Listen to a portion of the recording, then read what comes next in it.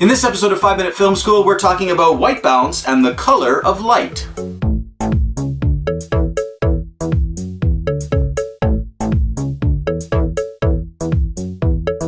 Welcome to 5-Minute Film School, the show that teaches you to be a better filmmaker in 5 minutes or less. I'm your host, John Michael Booth, and today we're talking about the color of light and how to set your camera so that it produces the best color. You might have noticed that sometimes when you shoot outdoors, the color tends to be a little blue. Other times when you shoot indoors, the light might look a little more orange or yellow than it should. The incorrect colors of light are caused by the fact that different types of light really are different colors and have different color temperatures. Color temperature is measured on the Kelvin scale, with lower temperatures resulting in red or orange light, and higher temperatures resulting in light that is more blue.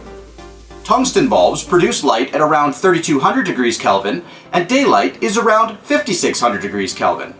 Fluorescent lamps fall somewhere in the middle. In order to get the correct color representation in your image, you can choose the correct color temperature preset in your camera. If you're shooting indoors with tungsten light, choose the tungsten preset.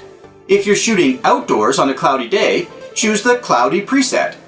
The presets are usually arranged in order of color temperature, so if you find that your image is still a little bit warm or a little bit cool, you can always try one preset higher or one lower. If your camera supports it, you can also manually dial the color temperature up or down. To get the best results, most cameras support a manual white balance mode.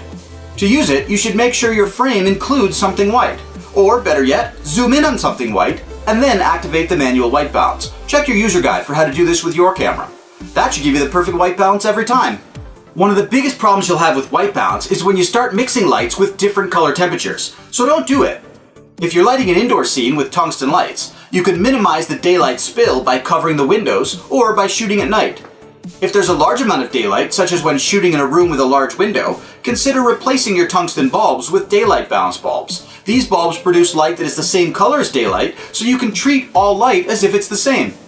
So that's it for this week. I hope you learned something about white balance and the color of light. If you like this episode, please click the like button and subscribe to this channel if you want to see more. I release a new video every single Monday.